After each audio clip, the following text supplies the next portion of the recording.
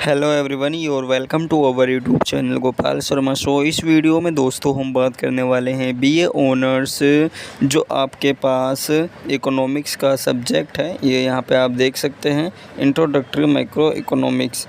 चाहे आप BA honours economics के स्टूडेंट हो या फिर बीए प्रोग्राम के फर्स्ट सेमेस्टर के स्टूडेंट हो, आप सभी के लिए जो वीडियो इंपॉर्टेंट रहने वाली है, क्योंकि इस वीडियो में डिटेल से समझेंगे कि आपको कौन कौन से चीज़ें आपको अपने एग्जामिनेशन के लिए पढ़नी है। तो अगर आप चैनल पर फर्स्ट टाइम विजिट कर रहे हैं तो चैनल को ज़रूर आप सब्सक्राइब कर देना और बेल आइकन को प्रेस कर देना, ताकि आपको वीडियो का जो अपडेट है वो आपको मिलता रहे। तो चलिए दोस्तों, बिना किसी देरी के वीडियो को शुरू करते हैं। तो यहाँ पे दोस्तों सबसे पहले आपको ये बता दूँ कि टोटल यहाँ पे आपके पास जो है 12 लेसन्स हैं, जो कि आप सभी को कवर करने पड़ेंगे अपने एग्जामिनेशन से पहले। और ये 12 के 12 जो टॉपिक्स हैं, काफ़ी इंपॉर्टेंट टॉपिक्स हैं, आप इनको इग्नोर नहीं कर सकते हैं। जो पहला लेसन है दोस्तों, ये आपका रिसोर्सेस एंड अपॉर्चुनिटीज़ हैं, जिसमें दोस्तों यहाँ पर आप जो है जो इकोनॉमिक्स के रिसोर्स हैं, इनकी क्या इंपॉर्टेंस है, इसके बारे में आप पढ़ेंगे। इकोनॉमिक एजेंट्स क्या होते हैं, किस तरह से काम करते हैं, इसके अलावा प्रोड्यूस का मतलब क्या होता है, किस तरह से प्रोड्यूस किया जाता है, और जो प्रोड्यूस होते हैं कहाँ से होते हैं, इसके बारे में जो है आप जो central problems for the an economy होते हैं, इसके बारे में आप पढ़ेंगे। इसके अलावा जो प्रोडक्शन पॉसिबिलिटी फ्रंटियर रहता है, जिसमें आपकी अपॉर्चुनिटी कॉस्ट है, संक कॉस्ट है, इसके बारे में यहाँ पे आप जो है फर्स्ट यूनिट में पढ़ेंगे। सेकेंड यूनिट की ओर चलते हैं।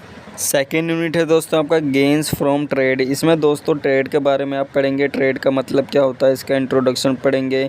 और यहाँ पे जो आपका प्रोडक्शन पॉसिबिलिटी कर्व होता है, इसके क्या कंसेप्ट रहते हैं किसी भी बेसिक ट्रेड में, इसका मतलब क्या होता है, किस तरह से हम यहाँ पे ट्रेड करते हैं, इसके क्या क्या बेसिक्स है, इंट्रोडक्शन है, उसके बारे में आप पढ़ेंगे।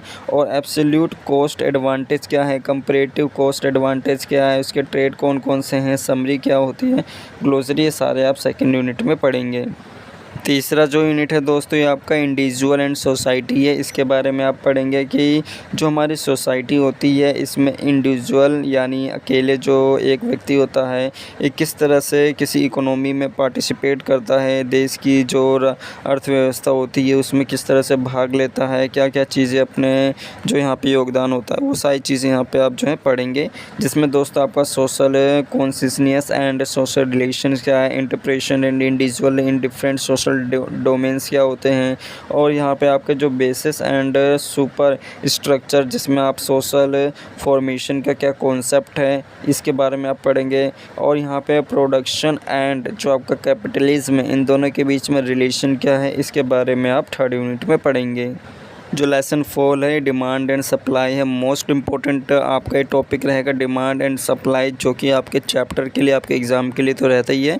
इसके अलावा जो आपके डेली लाइफ्स होते हैं उसमें भी काफ़ी इम्पोर्टेंट रोल यहाँ पे अदा करता है। तो यहाँ पे आपका जो पहला चैप्टर है या पहला जो यूनिट है, ये यहाँ पर आप पढ़ेंगे कि डिमांड का मतलब क्या होता है, जो डिमांड होती है इसके क्या डिटर्मिनेंट्स होते हैं, और इंडिविजुअल और जो सोशल होते हैं, जो मार्केट होती है, इस किस तरह से डिमांड कर्व, यहाँ पे कर्व ऊपर जाता है, कब नीचे आता है, इसके बारे में आप पढ़ेंगे। इसके अलावा जो मूवमेंट होती है, शिफ्टिंग होती है डिमांड कर्व में, किस वजह से होती है, क्या क्या यहाँ पे कॉजेस होते हैं, इसके बारे में आप अंडरस्टैंडिंग डिमांड के बारे में पढ़ेंगे। सेम ये चीज़ें यहाँ पे आप सप्लाई के बारे में पढ़ेंगे। फिर इन दोनों में डिफरेंस क्या होता है, इसके बारे में यहाँ पर आप पढ़ेंगे। जो नेक्स्ट चैप्टर है लेसन 5, ये भी आपका डिमांड एंड सप्लाई से ही संबंधित है, जिसमें आप इलास्टिसिटी के बारे में आप पढ़ेंगे। जो यहाँ पे प्राइसेस होती हैं वो किस तरह से डिमांड कर्व पे शो की जाती हैं। इसके अलावा जो इलास्टिसिटी है, किस तरह से लीनियर डिमांड कर्व इसके ऊपर इम्पैक्ट डालता है, क्या क्या चीज़ें रहती हैं, बेसिकली यहाँ पे आप पढ़ेंगे। जो कर्व होता है, कब सीधा जाता है, कब कर्व होके जाता है, ये यहाँ पर आप पढ़ेंगे।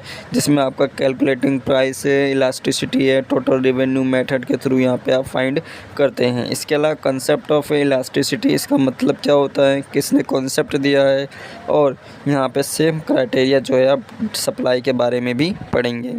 जो लेसन 6 है दोस्तों, ये आपका प्राइस एंड रिसोर्सेस एलोकेशन है, जिसमें दोस्तों यहाँ पे थियोरी ऑफ प्राइस के बारे में पढ़ेंगे। जो थियोरी ऑफ प्राइस है, इसका मतलब क्या है, किसने कंसेप्ट दिया है, जो यहाँ पे उपयोगितावाद का सिद्धांत है, डिटर्मिनेंट है, इक्विलिब्रियम है, इसके बारे में आप पढ़ेंगे। और यहाँ पे किस तरह से जो यहाँ पे सप्लाई और जो डिमांड होती है, इसका जो कर्व होता है ये किस तरह से डिपेंड करता है आपके उपयोगितावाद जो सिद्धांत है, इक्विलिब्रियम प्राइसेस होते हैं कि ऊंची कीमत या जो नीची कीमत होती है, इसके बारे में आप पढ़ेंगे। किस तरह से इफ़ेक्ट रहता है डिमांड कर्व पे, सप्लाई कर्व पे, और यहाँ पे जो स्टिमुलस चेंजेस होते हैं, छोटे मोटे चेंजेस होते हैं, उसके बारे में यहाँ पे आप पढ़ेंगे। जो मार्केट एलोकेशन रिसोर्सेस हैं, चाहे वो आपका प्राइस सेलिंग है या फिर प्राइस फ्लोर है, इसके बारे में आप पढ़ेंगे। मार्केट जो होती है वो कब ऊपर जाती है, कब नीचे आती है, जो डिमांड होते हैं, अगर यहाँ पे डिमांड बढ़ती है तो उसका सप्लाई के ऊपर क्या इम्पैक्ट होता है, अगर सप्लाई कम होती है या सप्लाई बढ़ती है तो डिमांड के ऊपर क्या इम्पैक्ट होता है, सारी चीज़ें यहाँ पे आप पढ़ेंगे। और यहाँ पे दोस्तों वीडियो जो है थोड़ी लंबी हो जाएगी, तो इसलिए यहाँ पे केवल अभी यहाँ पर जो है स्टॉप कर रहा हूँ, और बाकी पूरा PDF यहाँ पे आप देख सकते हैं। लेसन 6 तक आपको बता दिया गया, टोटल यहाँ पे लेसन जो है 12 हैं, तो उनको यहाँ पे आप देख सकते हैं कि किन किन चीज़ों को आपको पढ़ना है।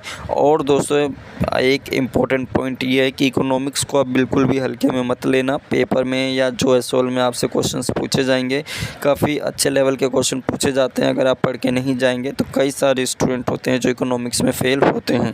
तो बाकी बस यही चीज़ें थी जो कि आप सभी को बतानी थी कि क्या क्या आपको अपने सब्जेक्ट के लिए पढ़ने, ये यहाँ पे आप देख सकते हैं। तो इस वीडियो में केवल इतना।